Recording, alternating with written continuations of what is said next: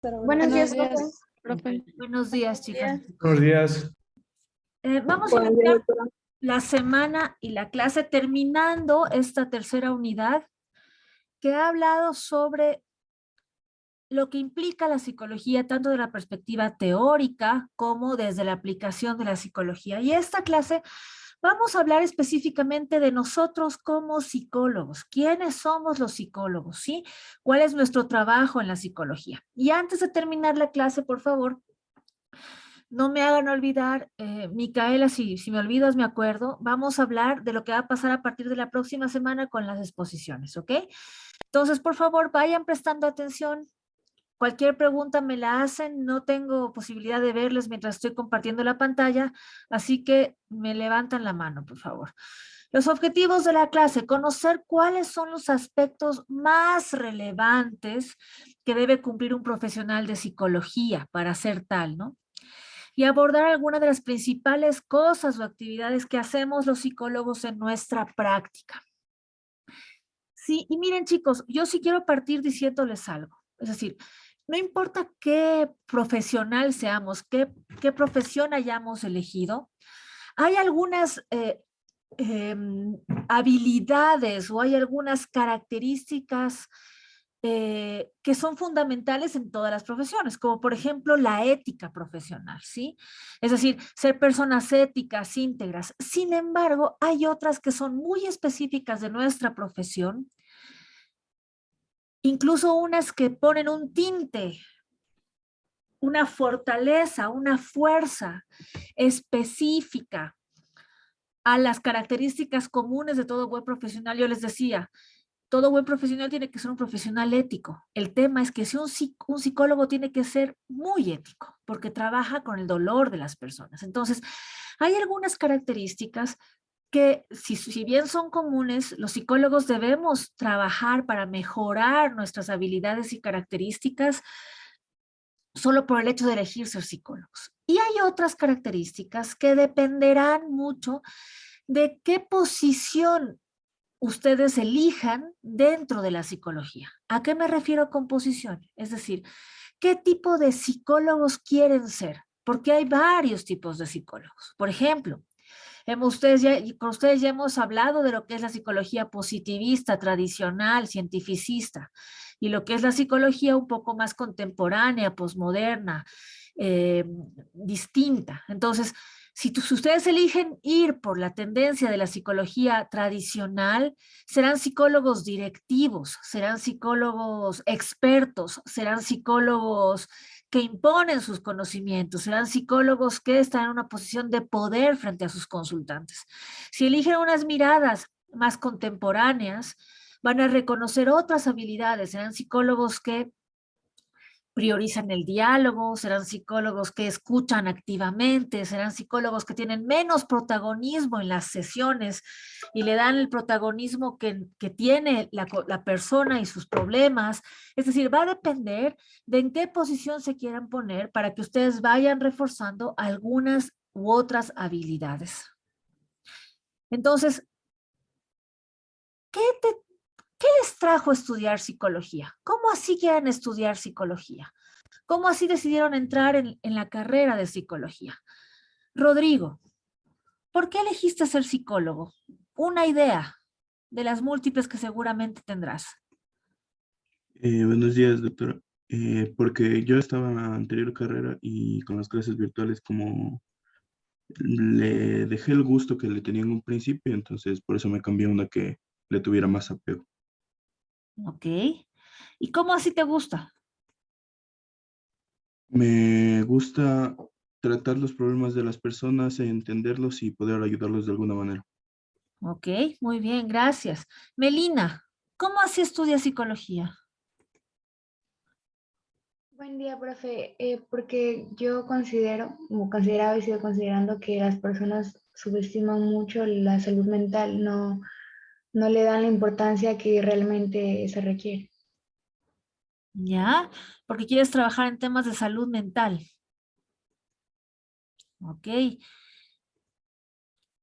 Una más, a ver, ¿quién me ayuda? Nicole, ¿cómo así quieres estudiar psicología? Buenos días, profe. Pues porque considero que la salud mental es muy importante y también pues la salud mental no se tiene tan tomada en cuenta como la salud física, pero hoy en día nos damos cuenta que es muy importante para todos. Interesante, ¿no? Que las tres personas que hablaron pensaban en la psicología como una de sus opciones. Cuando yo he hecho esta pregunta a sus compañeros de otras promociones, la mayoría me ha dicho algo que no sé si sea la mayoría en este grupo, no puedo averiguar a todos, porque normalmente esta pregunta la hago en el primer día de clases. La mayoría me dicen, porque no entré a medicina, porque no sabía qué hacer, porque no tuve otra opción, porque si quería entrar a la universidad, tenía que estudiar esto, que fue lo que pude alcanzar con mi promedio. Entonces, la psicología no necesariamente es la primera opción de las personas. Particularmente les digo, la psicología no fue mi primera opción. Yo estudié primero comunicación. Yo no quería ser para nada psicóloga. Es más, detestaba la psicología. ¿Por qué? Porque mi mamá era psicopedagoga y yo no quería trabajar en lo mismo que mi madre. Y estudié comunicación los 4 años. Cuando estaba en tercer año me di cuenta de que probablemente no era lo que yo quería y que realmente lo que quería era ser psicóloga. Sin embargo, terminé los 4 años de la carrera. En esa época eran solo 4 años para ser licenciados en comunicación. Y cuando ya egresé, entré a la semana siguiente a otra universidad a estudiar los 5 años de la carrera de psicología. Y mientras estudiaba el primer año, me gradué con mi tesis de comunicadora. Es decir, no dejé botada la carrera, pero no fue mi primera opción. ¿Sí? No fue mi primera opción. Entonces, la psicología no necesariamente es una de las primeras opciones, ¿sí? Por ahí alguien decía, no fue mi primera opción, no me gustó y ahora estoy estudiando psicología. ¿Qué dirían ustedes, la segunda pregunta, qué dirían ustedes que es lo más importante para ser psicólogo? ¿Qué será lo más importante, Ivette Faz, para ti? Para ser psicólogo, ¿qué será lo más importante? Ivette.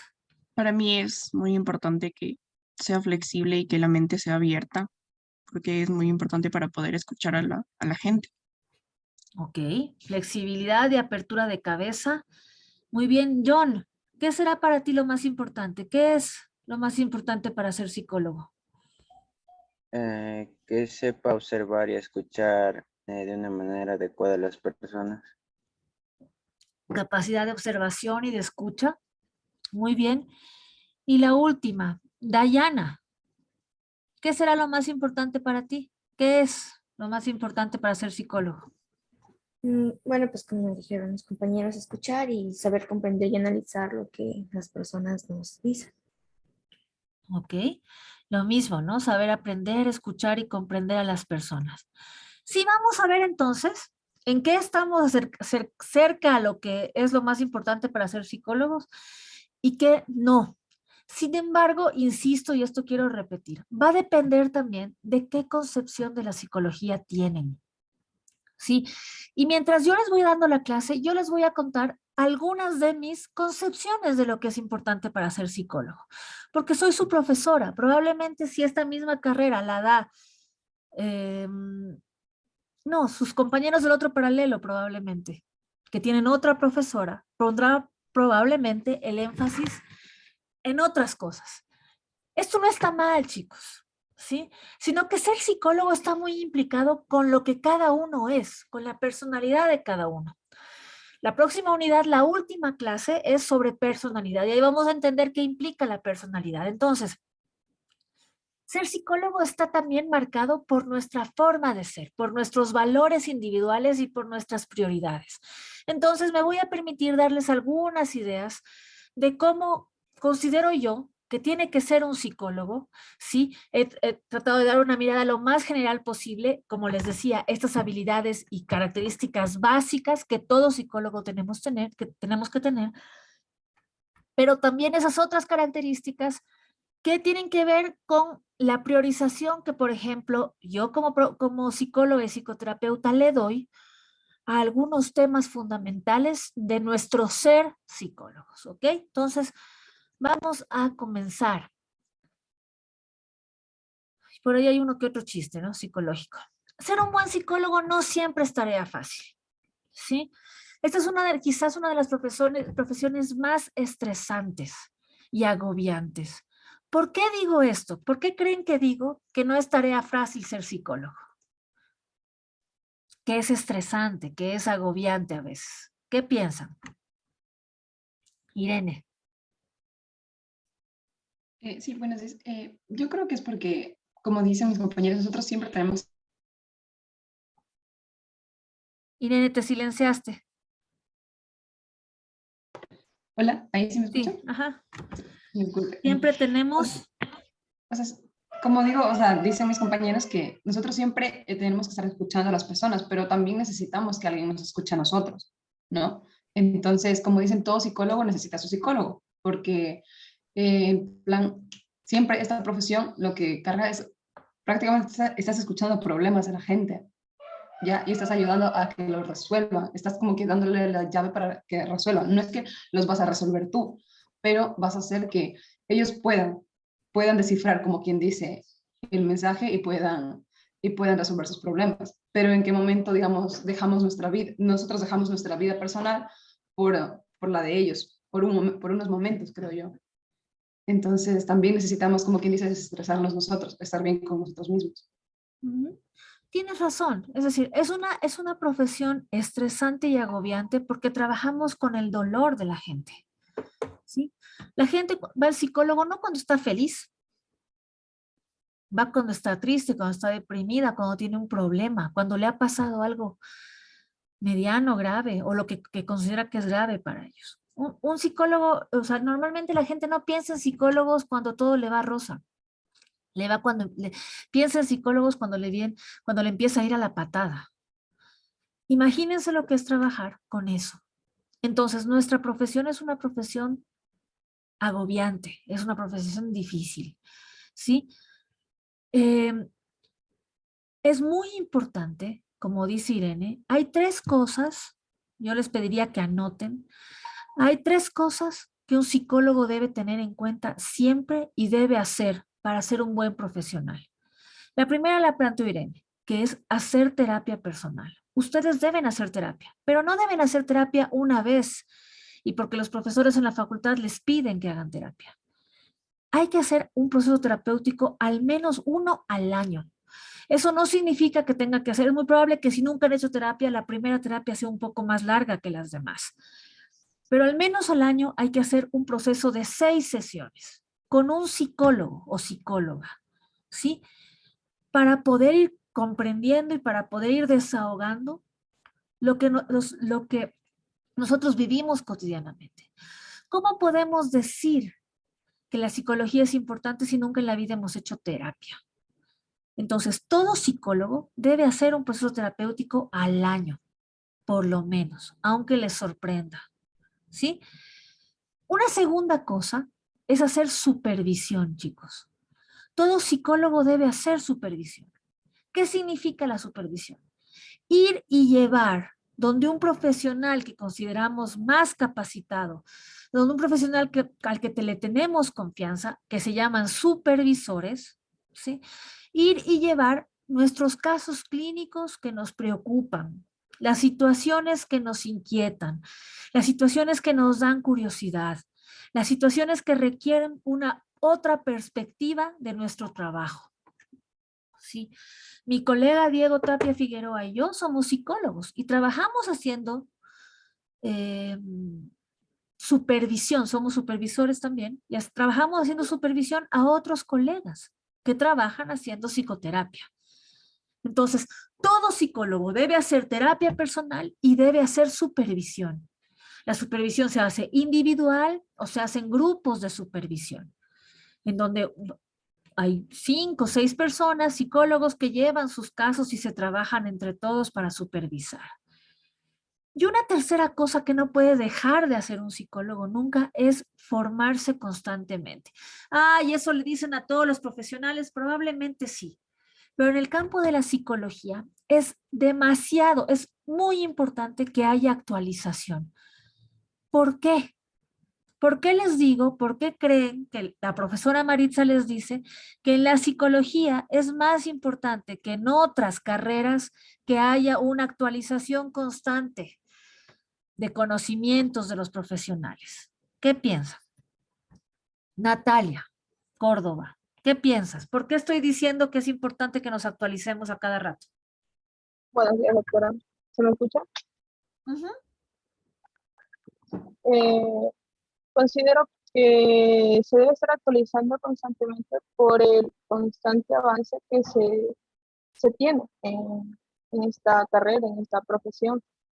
Me imagino que cada día, por medio de investigación, estudios, etcétera, se va conociendo un poco más tanto de la mente y igual me imagino que se siguen formando nuevas teorías. Entonces, considero que es por eso. Ok, sí, está bien, Natalia. Una razón es la que tú dices, pero igual si eres médico, o si eres arquitecto, o si eres profesor, esa es la razón por la que todos los profesionales tienen que actualizarse. Tienes razón, porque hay avances en la ciencia de la psicología. Pero hay una razón que es aún más poderosa, chicos, que es la razón. A ver, vamos a escuchar a otros que ya han levantado la mano antes de yo decirles cuál es la razón. Eso me gusta más. A ver, Paulina, ¿por qué será? No sé si ahí me escuchan. No te escucho, Paulina. Ya, ahí creo que sí. Sí, ahí sí. A ver. Yo creo que una de las razones importantes es que el ser humano en sí es un sujeto social. Entonces, al cambiar constantemente el entorno en el que vivimos, el humano no puede permanecer siempre de una forma. Entonces, va cambiando a la par y eso le afecta porque a veces uno no cambia con relación a lo que supuestamente está bien, y es cuando el humano piensa en qué estoy haciendo mal, y luego vienen los problemas, tal vez emocionales y psicológicos. Entonces ahí es cuando el sujeto piensa en que debo ir a hacer algo bien o debo mejorar esto, y es cuando el psicólogo en sí debe también aprender a tratar eso, porque no siempre va a ser el mismo problema y no siempre una persona o diferentes personas van a tener un solo problema. Entonces creo que por eso. Ok, gracias, Paulina. ¿Alguien más levantó la mano y la bajó? ¿Quién fue? ¿Quiere todavía decir algo? Yo, profe. Dale. Sí, igual que Paulina, que los humanos estamos en constante cambio y desarrollo y sobre todo cómo las generaciones van cambiando, ¿no?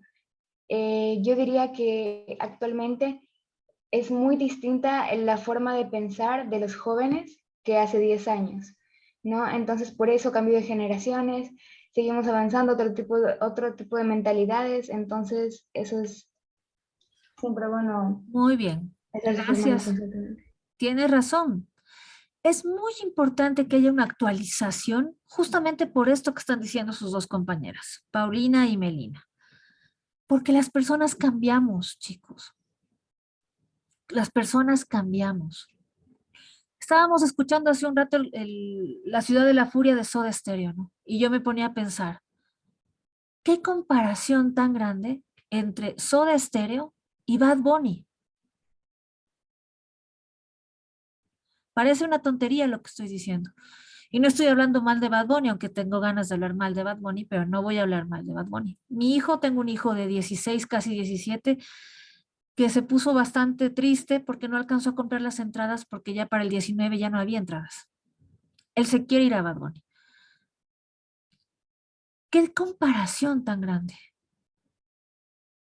Entonces, si en la música hay esa variación, ¿cómo no en las personas, chicos? Hasta hace 10 años, el tema del aborto no era un tema que se hablara libremente. Y ahora, un psicólogo que no hable del aborto no es un buen psicólogo. Es un tema con el que tú trabajas constantemente en la terapia.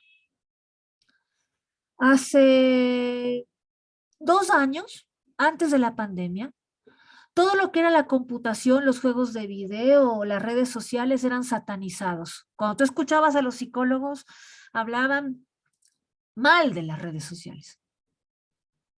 Si no hubiera sido por las redes sociales en la pandemia, muchos estaríamos locos, o peor, amargados. Un psicólogo no puede tener el mismo discurso sobre las redes sociales que tenía hace 2 años, ahora, porque las circunstancias y la vida de las personas cambiaron después de la pandemia. Entonces, si no te actualizas constantemente, no eres un buen psicólogo. No te quedes con lo que sacas de la universidad, porque en la universidad hay una variedad de docentes. La mayoría, en nuestro caso, lastimosamente, en nuestra facultad, la mayoría de docentes tradicionales, apegados al diagnóstico, a la lógica médica, a considerar que el otro es menos, porque no ha estudiado psicología. Habemos otros que no somos muy así, somos la minoría. Si sales con esa lógica, probablemente te vaya bien. No digo que no, ¿sí? Pero probablemente también lo que suceda es que no puedas alcanzar a entender las problemáticas de las personas, no solo de los jóvenes, de las personas con las que trabajas cotidianamente. Un docente de psicología que no trabaje en psicología, que solo se dedique a docente, no sé si sea el mejor docente de la vida. Un arquitecto es probable que si solo se dedica a ser docente, esté bien, porque las dimensiones, las formas no cambian. Pero un psicólogo que no está en contacto con la gente todos los días, difícil que dé psicología correctamente. Porque la psicología implica modificarse junto con cómo se modifican las personas. Entonces, esas son las 3 cosas que un psicólogo debe saber, ¿sí? Muchas veces la diferencia entre ser un buen psicólogo y un psicólogo igual o mediocre se centra en la actitud, ¿sí? En la posición en la que nos ponemos frente a las personas con las que trabajamos. Si soy un psicólogo distante, engreído, una psicóloga perdonavidas, que cree que todo el mundo está en la masa, es inservible, o si es un psicólogo que es capaz de meterse en la problemática de las personas y reconocer que no sabe cuál es la problemática porque no vive los problemas de las personas. Va a haber es un cambio de actitud frente a lo que sucede. Entonces, la diferencia puede ser muy mínima, pero implica mucho en la lógica del trabajo ético de los psicólogos. ¿Es lo mismo psicólogo que psicoterapeuta? No.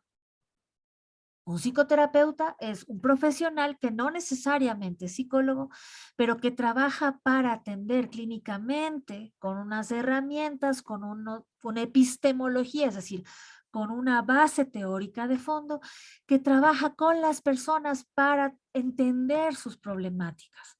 Un psicólogo puede trabajar, si bien con personas, pero un psicólogo que trabaja en una organización no hace de terapeuta. Un psicólogo que trabaja en un hospital es muy probable que no haga psicoterapia. Otros psicólogos sí la hacen. Un psicólogo que trabaja en un colegio, aunque sea clínico, no es psicoterapeuta, porque no es el espacio para hacer psicoterapia el colegio. Entonces hay una diferencia. Para que ustedes sean psicoterapeutas tendrán que estudiar psicoterapia. Será como un posgrado, será como cursos de actualización, pero no todo psicólogo sabe hacer terapia, aunque crea que sabe. Particularmente, chicos, ustedes no van a salir de la facultad sabiendo hacer terapia, lastimosamente. Van a tener que aprender por fuera, porque lo que les damos en los 5 años de carrera no es suficiente para ser psicoterapeuta. Se lo digo porque yo soy psicoterapeuta y sé lo que es ser psicoterapeuta. Y sé que yo tengo que leer y tengo que especializarme y tuve que hacer una maestría para hacer psicoterapia. Entonces, si quieren trabajar en psicoterapia, tendrán que especializarse en eso. ¿Sí? Les digo para que estén preparados, porque sus estudios y su carrera no termina cuando se gradúen en 5 años. Sería irresponsable decirles que cuando terminen en 5 años ustedes van a poder hacer psicoterapia. Eso no pasa. Necesitan estudiar, necesitan aprender, necesitan hacer psicoterapia ustedes también, para que vean cómo se hace. ¿ok? Sin embargo, la imagen del psicólogo ha cambiado a lo largo del tiempo, ¿no? No es lo mismo un psicólogo hace 20 años que un psicólogo ahora, ¿sí? Ahora ya se escucha más, al menos en nuestros contextos ecuatorianos, que hay que ir sin tanto miedo al psicólogo, que la gente te dice, oye, sería bueno que hagas una terapia. Hasta hace 20 años, ir al psicólogo significaba que estabas cucú, que había que estabas loquito. Entonces nadie iba al psicólogo porque significaba que estabas loco. No querías admitir. Ahora se ha normalizado la palabra psicólogo, psicóloga, ¿sí?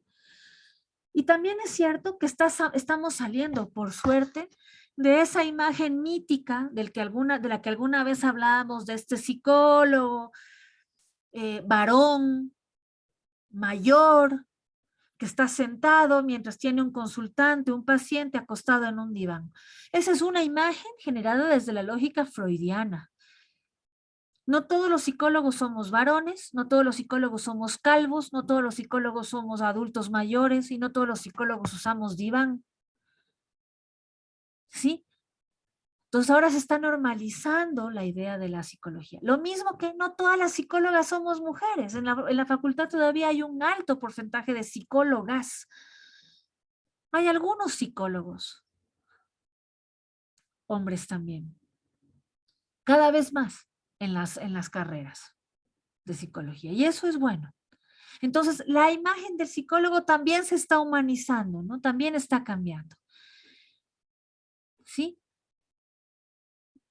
Sin embargo, todavía hay esta visión común que se recarga en la idea de un psicólogo que trabaja todavía con locos, ¿sí? Que es hombre y que te va a, por un lado, o decir qué es lo que tienes que hacer como si fuéramos un cura o un consejero, lo cual no somos, nosotros no aconsejamos, ¿sí? O que se va a quedar callado para que tú hables de cualquier tontería mientras estás mirando el techo en el diván, creyendo que eso es la técnica psicoanalítica de la asociación libre de ideas. No es hablar cualquier cosa. Eso parte de la ignorancia de la gente que no conoce lo que es ser psicólogo, ¿sí? Yo no me he encontrado con muchos consultantes que me hayan preguntado, ¿qué corriente psicológica sigue usted? Algunos sí, cuando ya ha pasado, sobre todo los consultantes que ya han pasado por varios procesos terapéuticos, ya tienen la costumbre de preguntar, disculpe, quiero pedir una cita, ¿qué corriente sigue usted? Y es correcto, es positivo que te pregunten, pero la mayoría todavía no te preguntan, creen que todos los psicólogos somos iguales y no. No es lo mismo un psicólogo cognitivo-conductual o un psicólogo integrativo que un psicólogo de prácticas colaborativas y dialógicas o que un psicólogo narrativo. Para nada, chicos, para nada. No es lo mismo. Entonces, sin embargo, la gente no lo sabe, ¿no? Probablemente poco a poco vayan a empezar entendiendo las diferencias que habemos entre los psicólogos.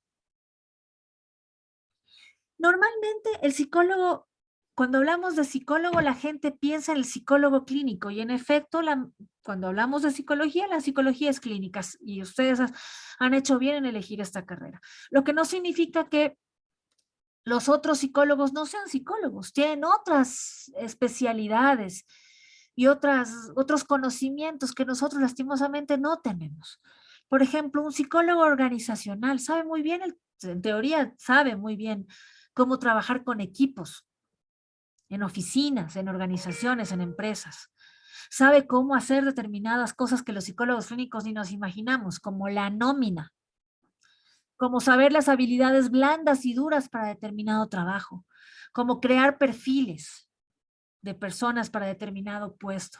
Eso nosotros no lo sabemos hacer, a no ser que estudiemos en eso, como hay algunos que hemos hecho estudios en liderazgo organizacional y que sabemos hacer, pero no es patrimonio de la psicología clínica eso. Un psicólogo educativo sabe hacer cosas que no sabe un psicólogo clínico, como por ejemplo, trabajar en temas para mejorar los niveles pedagógicos o de aprendizaje de las personas. Nosotros no nos especializamos necesariamente en el aprendizaje. Entonces tienen una área de especialización, ¿sí? Sin embargo, Normalmente, cuando hablamos de psicólogos, la gente piensa en el psicólogo que trabaja desde la clínica, que trabaja en los hospitales, que trabaja con las personas. ¿Ok?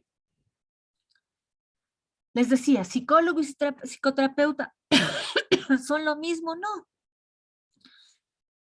Los psicoterapeutas son las personas que trabajamos para apoyar a las personas a vivir una vida más como les gustaría.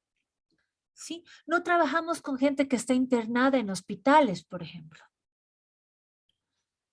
Freud llamaba a esas personas neuróticos. Y Freud decía que todos somos neuróticos, incluidos los psicólogos. Algunos funcionamos mejor en los sistemas y otros sociales y otros no. Los que no probablemente acuden al psicólogo. Entonces, el psicoterapeuta es el que trabaja con estos, según Freud, neuróticos. Con estas personas que requieren un tipo de ayuda. Los psicólogos contemporáneos, los psicólogos posmodernos, no hablamos de neurosis. Hablamos de personas que necesitan consultar, que necesitan entender cosas, que necesitan resolver problemas. Y nosotros apoyamos en esos procesos, desde las lógicas que sean. ¿Sí? No buscamos exclusivamente nosotros una solución, sino que ayudamos a que los propios consultantes busquen la solución a sus preguntas, a sus situaciones cotidianas. ¿Sí? Hay una lógica que mira la psicoterapia como alguien que va a extirpar una enfermedad. De ahí viene la lógica de la salud mental, es decir, este psicoterapeuta que sana al paciente, que es una mirada muy tradicional, porque para que alguien necesite ser sanado, debe estar enfermo. Entonces, los psicólogos más tradicionales hablan de enfermedades psíquicas, de enfermedades mentales. Los que no somos tan tradicionales no pensamos que las personas están enfermas, pensamos que las personas pasan por circunstancias que les generan dolor. Entonces, no pensamos en sanar, pensamos en apoyar, en resignificar, en ayudarles a gestionar desde una pragmática reflexiva. ¿Qué es pragmática reflexiva? Anoten.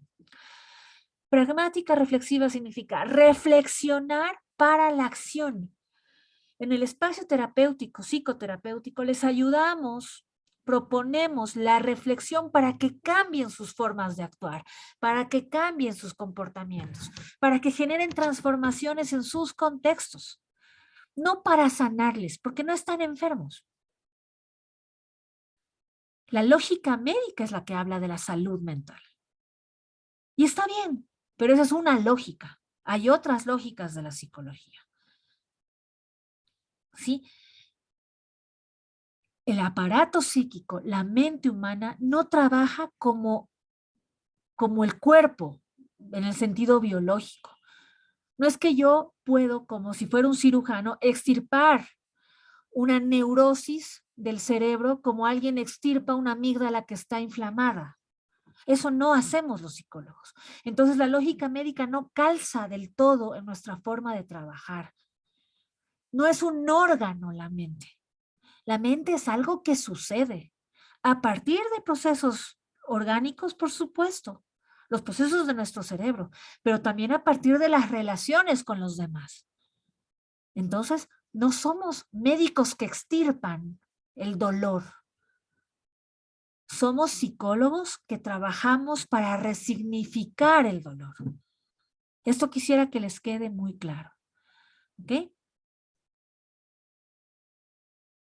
La psicoterapia está, chicos, para generar procesos de fortalecimiento de las capacidades que las personas tienen para resolver sus propios problemas. Un psicoterapeuta ético no espera quedarse con un paciente 50 años, 30 años, 20 años. Espera que el paciente refuerce sus habilidades para que salga del proceso terapéutico, para que viva fuera del consultorio. La lógica tradicional, por ejemplo, psicoanalítica, sobre todo lacaniana de Lacan, hablaba de que un proceso terapéutico debe durar 5 años, 3 veces a la semana, 1 hora cada vez. Imagínense, amarrado a la pata del diván el consultante, en vez de ir a vivir su vida. Habemos psicólogos, unos más que otros, que creemos que los procesos terapéuticos tienen que ser serios, pero no tienen que extenderse toda la vida. ¿Sí?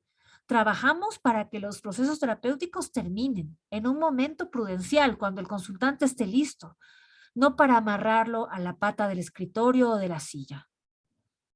Creemos que los consultantes deben vivir la vida, deben fortalecer sus capacidades. Hay un psicólogo muy conocido, sistémico, que apellida Chasser, que hablaba de la terapia breve centrada en soluciones. 6 sesiones, chicos. 6 sesiones. Porque lo que nos centramos es en la solución. Hay terapeutas que trabajan en una sesión. Por ejemplo, para ir a apoyar a la gente de la Gasca, no puedes plantear un proceso terapéutico de 12 sesiones, 1 por semana, es decir, 3 meses. Hay que hacer un proceso de un día. Eso se llama atención en crisis. Se hace en un día, en una sesión. Entonces, un psicólogo no plantea procesos de 5 años o no debería plantear procesos de 5 años. Trabajas para fortalecer las capacidades de tus consultantes. El trabajo del psicoterapeuta es un proceso lento. ¿En qué sentido? Es un proceso que busca profundizar, que no va a las carreras, no va a las carreras. Es un proceso que muchas veces es doloroso, porque se trata de hablar de las cosas que duelen. Y porque además no lo hace el terapeuta. Realmente el que trabaja en terapia es el consultante. El terapeuta es un facilitador, si ustedes quieren. Un guía para este proceso. Depende de la posición en la que te pongas. En qué tipo de epistemología de teoría es la que sostienes. Entonces, pues, desde la psicología sistémica, por ejemplo, puede ser un guía para el proceso. ¿Sí? Entonces, es un proceso de profundización, es un proceso que dura un tiempo para poder engranar, pero ese tiempo no tienen que ser 10 años, no sé si me explico. Un buen proceso terapéutico debe durar unas 12 sesiones, ¿sí? 1 vez por semana. Y ahí se puede hacer una evaluación y ver si es que se harán 4 sesiones más probablemente. ¿Ok? Sin embargo, hay procesos que pueden durar más. Yo he tenido consultantes de 2 años, 1 vez por semana. Depende de cada situación. Pero para que sea algo significativo, al menos 12 sesiones, ¿ok? A no ser que tengas una lógica de atención en crisis, como lo que les planteaba de la atención a los damnificados de la Gasca, ¿no? Algunos principios que todo psicólogo debería tomar en cuenta. Y vamos a ir un poquito más rápido porque ustedes tienen las diapositivas para poder revisar, porque nuestra clase termina a las 9. Primero, no juzgar a quien viene a pedir ayuda. Chicos, salirnos de ese prejuicio de que, chuta, es mujer, segurito el marido le golpea. Mujer maltratada o adolescente problemático. ¿Sí? No se juzga. Un psicólogo no debe juzgar, un psicólogo debe escuchar, sin prejuicio, sin un discurso previo a las personas con las que trabaja. Segundo, un psicólogo, alguien lo dijo de ustedes, un psicólogo debe ser accesible. ¿Sí? Entonces, ¿qué significa esto? Que el psicólogo debe permitir que haya una comodidad de la persona. No tiene que ser una persona hermética, seria, enojona, que no genere una confianza para que la persona pueda hablar. Un psicólogo debe presentarse amable, respetuoso, que el otro sienta que puede decir lo que necesita decir en el proceso terapéutico. Un psicólogo debe escuchar activamente. ¿sí? Es decir, que tiene que estar presente, no debe estar pensando, miércoles tengo que ir a hacer las compras en el Supermaxi mientras el otro está hablando. ¿O qué será? ¿Conseguiré las entradas de Bad Bunny? La madre, ya se acabaron las entradas. Entonces, mientras la otra persona le está contando que tiene una vida infeliz. Hay que escuchar con el cuerpo, chicos. Hay que escuchar con las orejas, pero también con el resto del cuerpo. ¿Sí? Cuando estamos en terapia presencial con Diego, él tiene una actitud física para la escucha. Yo tengo otra porque somos de distintas edades, de distintos géneros, ¿sí? Y trabajamos de forma distinta, tenemos distintas formas de acercarnos a las personas, aunque estamos juntos el uno al lado del otro con nuestro consultante. Yo soy de las que físicamente hago un movimiento corporal para poder entender bien, para escuchar, me concentro con el cuerpo. Eso es una escucha activa. Estar en el aquí y en el ahora, escuchando a esa persona que está hablando de su dolor, no pensando en otra cosa, no pensando en que tengo hambre, quisiera comer, mientras la otra persona está llorando, por ejemplo, en nuestra terapia. Un psicólogo no debe estar escuchando su discurso interior. Esta señora, qué terrible lo que le pasó, ay, qué pena, qué dolor. No, debe hacer silencio, exterior e interiormente. No debe interrumpir al otro. Hay que dejar que el otro hable. Eso es una escucha activa. Cuarto, un psicólogo debe ser autoconsciente y sincero. ¿Qué significa ser autoconsciente? También saber cuándo debe dar un paso al costado, por ejemplo, la situación le rebasa, no puede ayudar y remitir, o cuando necesita un apoyo de un supervisor, como les dije hace un momento. Esto no me da, esto es muy doloroso para mí, esto no lo puedo entender, no entiendo, no sé qué hacer. Ser capaz de decir eso, ¿sí? Y también debe ser sincero con el consultante y decir, no entiendo lo que me está planteando, no. ¿Me lo puede explicar mejor?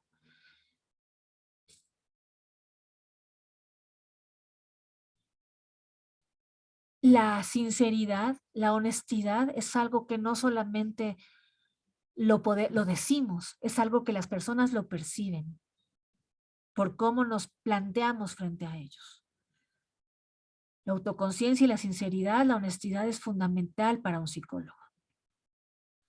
Les dije, estar en continua formación, no voy a profundizar en esto, pero un psicólogo que no se forma no es psicólogo. Entonces, si creen que con los 5 años de psicología están, pues permítame decirles en su primer año de psicología que no. Decidieron ser psicólogos, la formación no se acaba nunca. Nunca. Ser ético. ¿Qué significa ser ético? ¿Sí?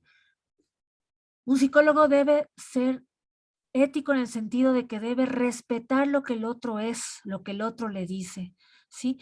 Pero además debe ser ético porque su comportamiento debe ser respetuoso frente al otro. Chicos, lastimosamente en nuestra profesión es más común de lo que ustedes pueden pensar psicólogos y psicólogas que se acuestan con sus pacientes, por ejemplo, que utilizan la consulta como tapadera para vincularse con mujeres o con hombres de forma romántica. Es más común se los digo porque conozco psicólogos, soy psicóloga. Es más común de lo que podrían pensar estos psicólogos que cobran para emitir informes tendenciosos, por ejemplo, para que un papá o una mamá se quede con la custodia o la patria potestad de los hijos, que reciben plata por debajo. Es muy común escuchar psicólogos que no cobran en plata lo que cuesta la consulta, los 25, 30, 40, 50, 100 que cobran en especie. ¿Qué significa eso? Que cobran sobre el cuerpo del otro. Es decir, para atenderte ahora te voy a seducir y te voy a utilizar sexualmente hablando. La ética no es que porque eres psicólogo eres ético. Es algo que hay que trabajar. La ética no solamente implica eso, también implica el no reírse y el no divulgar la información de los consultantes. Ustedes no se imaginan las historias que uno escucha en la terapia. Muchas de ellas son más inverosímiles que la realidad. Entonces, un psicólogo debe ser ético para no divulgar esa información. Hay confidencialidad, chicos. Este espacio es privado. Si ustedes quieren, necesitan hablar de eso. Hay dos situaciones en las que un psicólogo deja de ser confidencial. Y eso se lo dice al principio al consultante, cuando le haces firmar tu contrato terapéutico. Solo hay dos cuestiones. Las demás, todo es secreto. Es confidencial, no se dice, no se comenta. No te ríes de tu consultante cuando se acaba la sesión. Eso no es ser ético. 7. Comunicarse de forma efectiva, que se les entienda a los psicólogos. ¿Cuántos psicólogos conocemos que hablan en metalenguaje, que hablan difícil porque se creen los expertos y el pobre consultante no entiende pepa de lo que está diciendo? Señorita, usted tiene una psicosis bipolar que debe ser tratada con ansiolíticos. ¿Qué carajos es eso? Ay, perdón, se me fue la mala palabra. ¿Qué significa eso? A las personas hay que hablarles de la forma en la que entienden, con respeto, pero con las palabras que entienden. Hay que hablarles como personas. Cuando un psicólogo habla en metalenguaje, está hablando más de sus carencias que de sus fortalezas. Justamente quiere que el otro no le entienda, para que no le vea las fallas. Hay que hablar con propiedad, con respeto a las personas. Hay que comunicarse con respeto. No importa si la persona tiene 3 años o tiene 90. El mismo respeto se merece un niño, una niña, una mujer, una adolescente que está embarazada, un adolescente que ha abortado, un hombre, un anciano, una anciana. Hay que comunicarse de forma efectiva. Un psicólogo debe ser paciente. No, debe respetar el tiempo de los consultantes para su proceso. Es su proceso, no es el tuyo como psicólogo. Entonces, apure ya, pues, ya acabamos, ya vamos 10 sesiones en esto y siguen lo mismo. Eso no vale. Hay que respetar el tiempo del otro. Las cosas se van dando en el diálogo.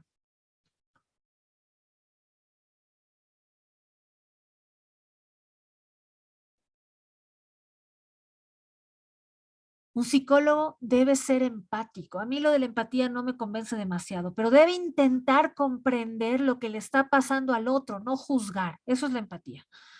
Intentar comprender lo que le pasa al otro, sabiendo que no puedes estar en sus zapatos, porque no estás viviendo lo que el otro vive.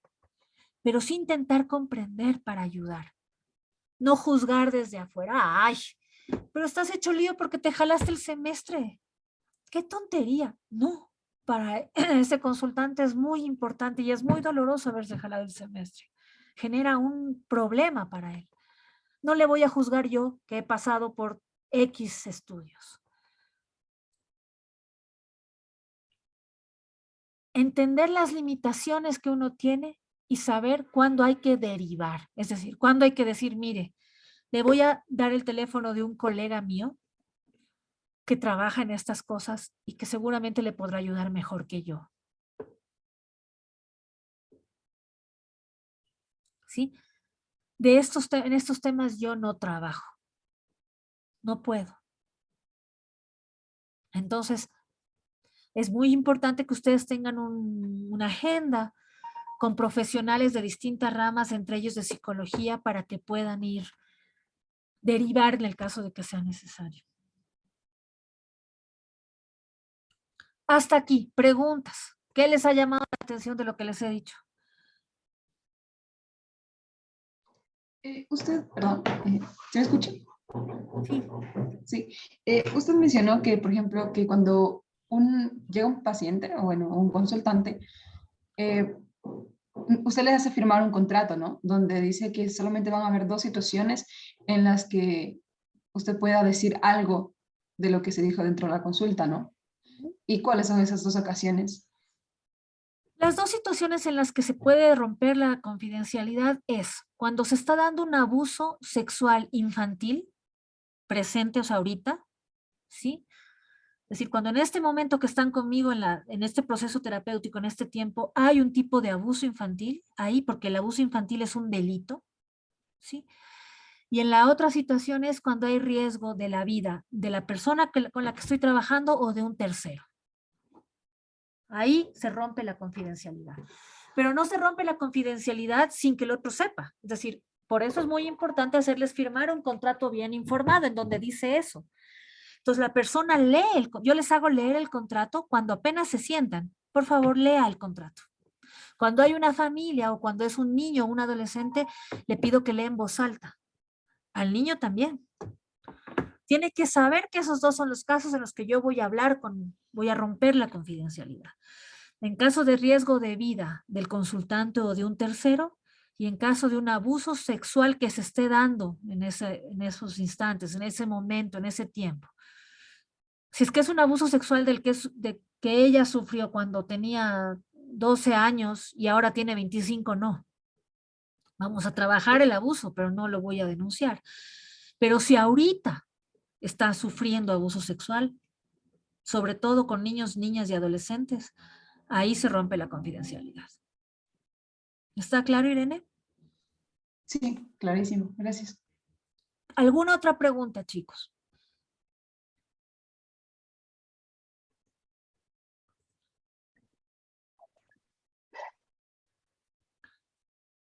No voy a profundizar en esto porque ya hemos hablado, ¿no? ¿En qué áreas trabaja un psicólogo clínico? ¿Están aquí? No voy a profundizar. Pasa. Del tema, ¿ok? ¿Qué les planteo, chicos, para esta semana? ¿Se han quedado muy calladitos?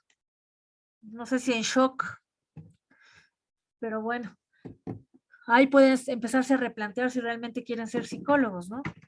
Están a tiempo todavía. Y los que sí quieran ser, pues me alegro, porque es la mejor profesión del mundo, es la psicología. Doctora, Mm, disculpe, Natalia, me quedé yo con una duda. Antes, hablando sobre el ser empático, usted dijo que no le cerraba mucho ese punto, o que no estaba muy de acuerdo con él. ¿Por qué? mira, la empatía es un concepto que está muy vapuleado, ¿sí? ¿Qué significa ser empático, chicos? Cuando decimos empatía, ¿a qué nos referimos?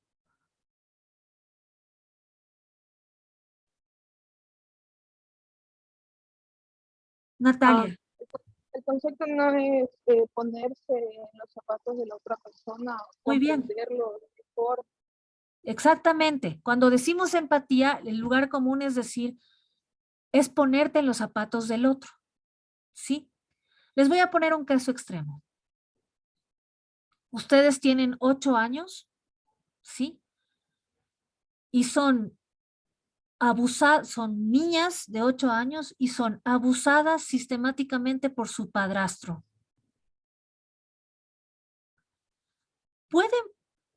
Mentira, estoy haciendo mal el ejemplo. Ustedes son psicólogos y llega a su consulta una niña de 8 años que es abusada sistemáticamente por su padrastro. La pregunta es, ¿pueden ponerse en los zapatos de ella? ¿Pueden saber lo que siente ella? Honestamente. ¿Pueden sentir lo que ella siente cada vez que es abusada?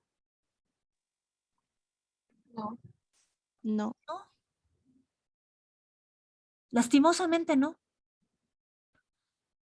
Para no irme a un caso tan extremo. Ustedes son unos ancianos a los cuales en el feriado bancario de la época de Yamil, seguramente ustedes ni nacían, les quitaron todos sus ahorros de la jubilación y están sin un peso, sin un mango, no tienen cómo comer ni vivir. ¿Pueden ponerse en los zapatos de ese anciano? Les pregunto, ¿saben lo que es estar en esa situación? No, no se puede porque no lo vivimos. nosotros. Ustedes me imagino que viven con sus papás y sus mamás, ¿no? Y aunque aunque ustedes estudian en una universidad privada, pública, hay gastos que hacer. Muchos de ustedes estarán en provincia todavía, viven en provincia. El próximo semestre les toca venir a arrendar un arriendo y sus papás se quedaron sin trabajo por la pandemia. ¿Pueden saber lo que sienten su papá que no consigue el dinero o que no sabe cómo conseguir el dinero para pagar el arriendo de sus hijos en Quito para que vayan a la central? ¿Saben lo que es eso? ¿Se sienten lo que es eso? ¿Pueden sentir eso? ¿Lo mismo que su papá? Les pregunto. No, porque el dolor de cada persona es diferente, aunque la situación sea la misma. Muy bien. Entonces, la empatía en sí misma no existe, Natalia. Ponerte en los zapatos del otro es imposible. No lo puedes hacer. Por eso a mí el concepto de empatía es muy común de la psicología tradicional, ¿no? Este psicólogo que cree que entiende lo que le pasa al otro, que cree que sabe lo que le pasa al otro. Y la verdad es que no. Sabemos lo que nos pasa a nosotros como psicólogos. Ustedes saben lo que sienten ustedes cuando le ven a su papá angustiado porque no consigue los $200 para pagarles el arriendo de su departamento, que tienen que pagar el próximo semestre.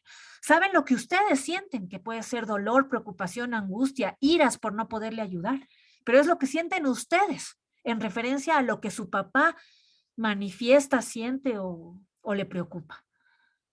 Por eso yo cuestiono un poco el concepto de empatía. ¿Qué es lo que los psicólogos debemos hacer? Es intentar comprender. ¿Cómo intento comprender, Natalia? Preguntando. ¿Qué sientes, papá? ¿Cómo es esto? ¿Cómo te puedo ayudar? ¿Qué requieres de mí? ¿Sí? Reconociendo que no puedo saber lo que mi papá siente. Porque no soy mi papá. O no soy esa niña de 8 años. O no soy ese anciano que está en el desahucio. No soy, pero puedo acercarme a eso, tratar de comprender. Esa es la diferencia, Natalia. No sé si te quedó más claro. Sí, doctora, muchísimas gracias. Me Ok. quedó muy claro. ¿Cuál es la tarea de esta semana? A mí me parece que es una tarea divertida. Miren, en la plataforma yo les he colocado un cuento que no lo hicimos aquí en Ecuador, un cuento que lo hace el Colegio de Psicólogos de Madrid en España para apoyar a los niños y niñas para que vayan con tranquilidad a los psicólogos. Les regalo ese material que les puede servir para cuando ustedes sean psicólogos y psicoterapeutas y trabajen con niños pequeños, ¿ok? Van a leer ese cuento, chicos, y en parejas, en las parejas que ustedes decidan, pero 2 personas por grupo, ¿sí? Van a armar un podcast. ¿Sí saben lo que es un podcast? Sí. Ok, van a armar un podcast o van a armar un video, lo que ustedes quieran, para explicar, ¿sí? E invitar a adolescentes, no a niños, a adolescentes a acercarse con confianza a un psicólogo. ¿Está claro la tarea? Puede ser un audio, puede ser un video, ¿sí? Para acercarse con confianza a un psicólogo. ¿Cómo invitarían a este psicólogo? Chicos, no más de 3 minutos, no más de 3 minutos. Yo les voy a abrir la plataforma de manera que ustedes suban su video a una de estas redes sociales, a estas herramientas que hay audiovisuales. Me dejan el enlace para yo poder mirarlo. ¿Está claro en qué consiste la tarea? Sí, pero una pregunta. ¿De ley tenemos que subirlo, digamos, por ejemplo, a Facebook, Instagram o cualquiera de esas redes sociales? ¿O simplemente lo podemos subir a nuestra nube y enviarle el link? Para que pueda ver el video. No. Lo suben a la nube que ustedes quieran. Si les alcanza en la plataforma del aula, incluso en el aula virtual. ¿Sí? Sino que muchos de ustedes, por ejemplo, hay ya programas establecidos que tienen su propia nube, me dan el enlace. O sea, si no les cabe el producto en la plataforma, me dan un enlace con acceso para yo poder mirar sus videos o escuchar sus podcasts. Máximo 3 minutos, chicos. Es un montón de tiempo. pero lo pueden hacer. Lo que me interesa es que lean el cuentito para que puedan saber de qué se trata y cómo poder hacerlo. El cuento está dirigido a niños. Su tarea está dirigida a adolescentes y adolescentas, o sea, para hombres y para mujeres. ¿Está claro, chicos? Sí, está claro. Ya, Sí, chévere. doctora. Bueno, la clase termina ahí, digamos, pero quiero explicarles un poquito de lo que va a pasar a partir de la próxima semana. Yo no sé si Micaela les hizo llegar la lista con los temas de los grupos. Sí, sí nos llegó. ¿Sí les llegó? Ya. Entonces, déjenme abrir la cosa esta para... Ok, aquí está. Entonces, esta es la asignación, ¿no es cierto? Miren, chicos, vamos a hacer 2 exposiciones por grupo, ¿ok? Perdón, 2 exposiciones por clase por temas de tiempo. Estas temáticas que están aquí, por ejemplo, el grupo 6, que es de Karen, de Ivette, de Nicole y de Nicole, ¿sí? Les toca la primera exposición el 28 de febrero, ¿sí? Esta es la temática que es senso-percepciones y estos temas van a trabajar, pero lo van a trabajar, no necesito que trabajen el 100% del tema, no se estresen si no conocen algo porque yo les voy a dar la clase, ¿de acuerdo? Pero sí quiero una buena exposición. Ustedes van a tener, nuestra clase es de 1 hora y media, van a tener máximo 20 minutos para exponer, ¿de acuerdo? ¿Qué necesito, chicos? Necesito que hagan unas diapositivas, ¿sí? Traten de no hacerlas muy pesadas para que no les cueste subir. Yo les voy a dejar un espacio en plataforma para que suban sus diapositivas y además tienen que hacer un documento de unas 5 o 6 páginas de respaldo de las diapositivas. En el documento deben constar la bibliografía con formato APA, ¿de acuerdo? Entonces, hacen la exposición, suben las diapositivas y el documento escrito. 20 minutos por exposición. Termina el grupo de Karen, Ivette, Nicole y pasa el siguiente grupo, que aunque se trabaja las sensopercepciones, va a trabajar las sensopercepciones con estas temáticas, que es el grupo de Melina, de Pierina, de Angie y de Andrea. El mismo día, otros 20 minutos. O sea, en total vamos a hacer 2 exposiciones de 20 minutos cada una, 40 minutos de exposición. ¿Ok? Y luego yo me voy a tomar el resto de la clase para yo hablarles de las sensopercepciones. ¿Cómo así? ¿Cómo así? Yo voy a redundar en eso. Ya les dije la semana pasada. Porque no me parece ético, y yo intento ser ética, que aunque ustedes hagan sus exposiciones, ¿sí? Yo no dé la clase, porque mi trabajo es dar la clase, no el de ustedes. ¿Ok? Primero. Segundo, porque yo necesito que todos tengamos el mismo conocimiento para el examen. Es decir, el examen va a ser en función de lo que yo dé en los días de las exposiciones, no en función de lo que los grupos den. ¿Está claro esto? Manitos para saber si está claro. Pablo, Una pregunta. Yo igual tengo una pregunta. dime. El 28 no tenemos clases, es feriado. Ah, es feriado, es lunes de carnaval, ¿no? Lunes de carnaval. ¿Cuál es el otro día que tenemos clases, Mica? Tenemos el martes y de ahí tendríamos el viernes, que tenemos 2 horas. ¿El viernes a qué hora? Igual de 7 a 9. Ok, entonces la exposición del 28 no queda para el 28, sino para el viernes. ¿Viernes qué es? Viernes 4. Viernes 4. Ya voy a arreglar ese pequeño equívoco. Gracias, Pablo. Entonces, la primera exposición queda para el viernes 4 de 7 a 9. ¿Listo? Las 2 primeras exposiciones. La siguiente queda para el lunes 7. ¿Ok? Entonces, gracias por hacerme acuerdo. Tienen que hacer esto, hacer su exposición, preparar sus diapositivas y subir el trabajo escrito y las diapositivas en un espacio que yo les voy a abrir en el aula virtual. ¿Ok? Por eso, y luego yo voy a dar la clase. Por eso, chicos, es muy importante que no falten los que no van a exponer, porque yo les voy a dar la clase.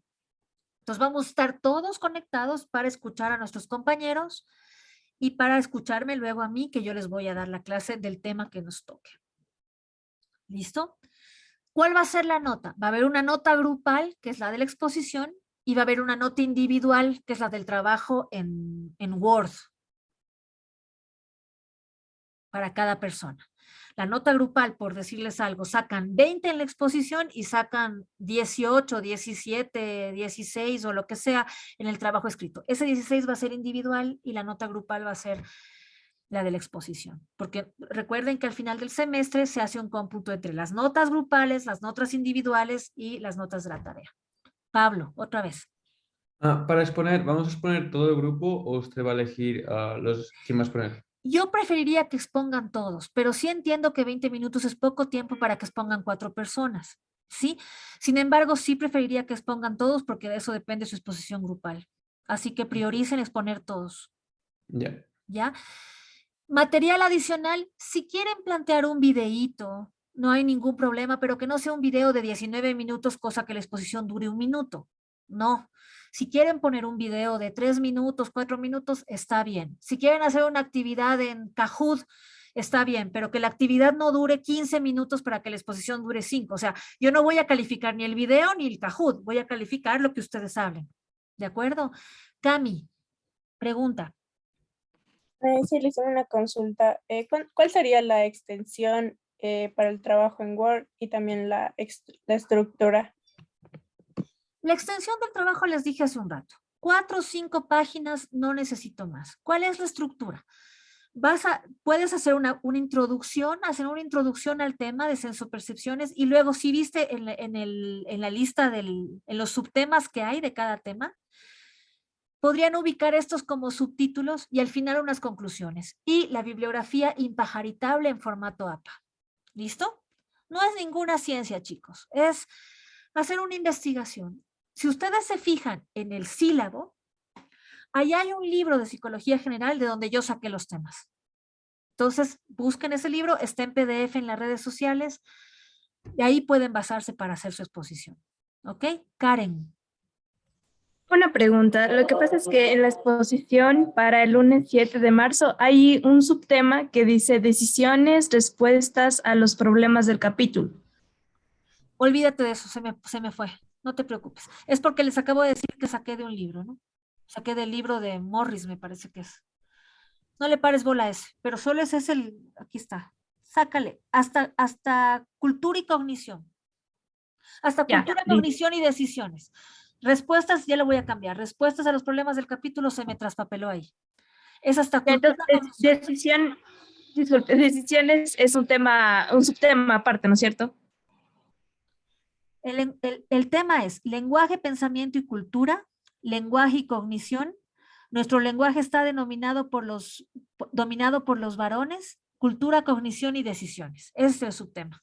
Ese guión que está ahí está mal puesto. Ya listo, muchas gracias. Ya le corrijo para subirlo correctamente en el aula, ¿ya? ¿Otra pregunta, chicos? Bueno, si no hay más, en el chat tienen su lista para que la vayan subiendo. Y les quiero invitar a algo. Seguramente tendrán clases ahorita, pero si no tienen, en la radio Sucesos, que es la 101.7, mi colega, el doctor Diego Tapia Figueroa, va a estar en una entrevista, en un programa de una psicóloga que es interesante y que trabaja temas interesantes. Hoy día va a trabajar sobre las peleas limpias versus las peleas sucias en la pareja, ¿sí?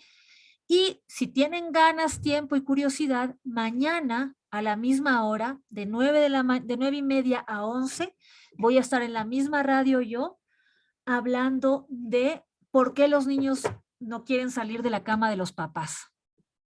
En la radio Sucesos. Si tienen ganas de escucharme, para mí sería chévere que puedan estar ahí, que comenten. También en Facebook transmiten el programa. Se llama Déjame que te cuente, de la radio Suceso 101.7. Si les parece interesante, son temas de psicología que vamos trabajando tanto el Diego como yo.